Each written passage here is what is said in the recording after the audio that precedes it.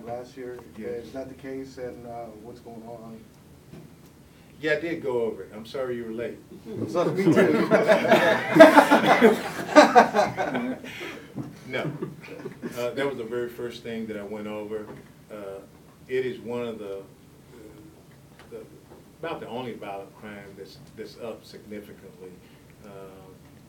You know, all of our other violent crimes are down. Robberies are slightly up at 1%, which is flat. But here's what I said about that. Murders are beginning to rise or increase nationwide. There's no particular patterns or trends here in Houston. Most murders, the motive is one or two. It's either passion or money.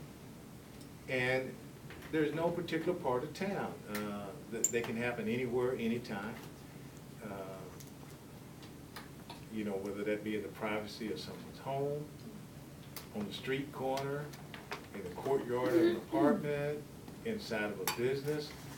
But when you actually drill down to why did this happen, you know, argument, disagreement, all of those are passion type issues.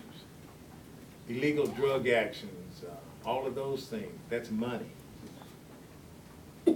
And I think the president described it best a couple of weeks ago, a couple of months ago, when he was speaking about gun violence. You know, for us to be in my opinion, the most civilized nation in the world, our gun violence is just off the chart. And we need to have, I understand this is Texas, I understand and I respect the Second Amendment. But we need to have a serious discussion about gun violence in this country. And do people really want law enforcement to take additional steps? Are legislatures around the country willing to give law enforcement more powers to proactively intercede with a person's right to carry a firearm? Because that's what's happening. Most of the murders occur by means of a gun, and usually a handgun. So in my opinion, we got too many folks who should be carrying guns or carrying guns. So when it becomes open carry, is that going to be a little harder to do, or is that?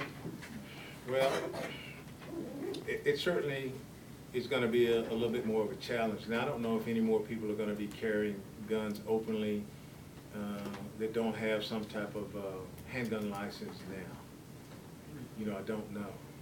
But it will present a challenge for law enforcement here in the state of Texas, because my officers respond to many calls every single day. Disturbance with a firearm involved. Robbery in progress at certain business, firearms involved.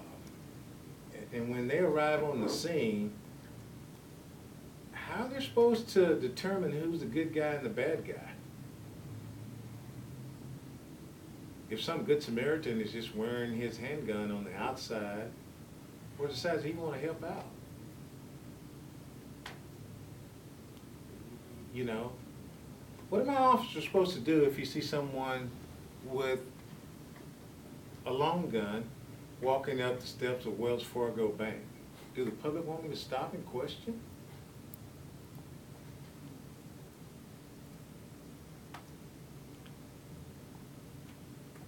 If somebody with a handgun in a holster walking toward a school or daycare, do they want me to stop and question?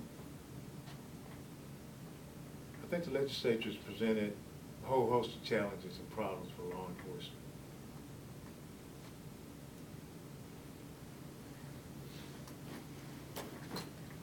Okay, thank you very much.